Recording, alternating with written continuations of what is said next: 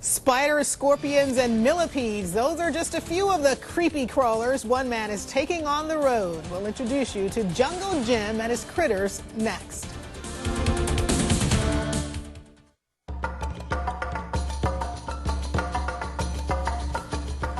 And tonight's Lone Star Adventure, we meet a man who's turned a lifelong fascination with creepy crawly things into a full-time occupation. He makes his living giving presentations at schools and libraries. Welcome to Jungle Jim's Bugs of the World.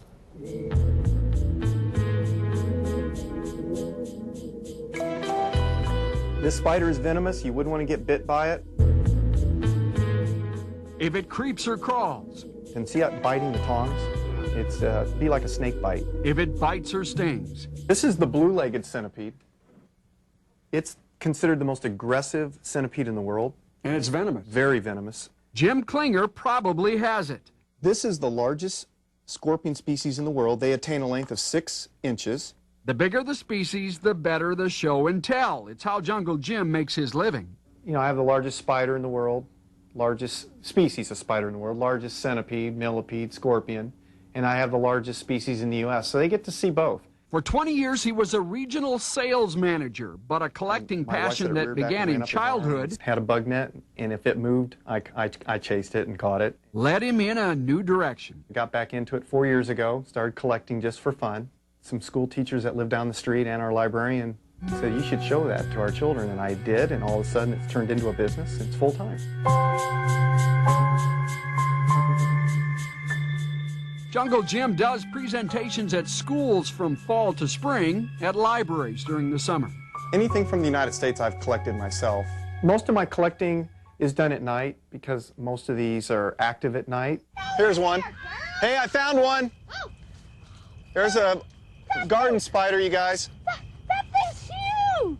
I grew up in Indiana. I could run through the field and chase butterflies. If I run through a field here, I'm going to get nailed by something. Yeah. So it's a big difference. You got rattlesnakes, coral snakes, moccasins, copperheads. You've got centipedes. You've got recluse spiders. You've got black widows. When not collecting, there's hours of feeding and caring for all the critters. Oh, man. We're a good customer of spot cleaner companies. Not everything bites. Take, for example, the largest species of millipede in the world, the African giant millipede. At 12.5 inches, Jim's male is the longest on record anywhere. So this is one of the things the kids can actually get their hands on. You actually let the kids hold these things. They love to pet them. Yeah, I don't like to have... yeah, they feel like they're kind of a hard shell, like a crab or something. And, of course, the largest millipede in the U.S. The giant desert millipede. Of course, now that we've seen the giant African one, these are tiny, aren't they? Yeah. And they come in 2 colors. You got the moth in the middle at the top is our largest moth by size in the world, and that's the Atlas moth. Jungle Jim has a fantastic collection of mounted arthropods. He also farms a beautiful species of silk moth.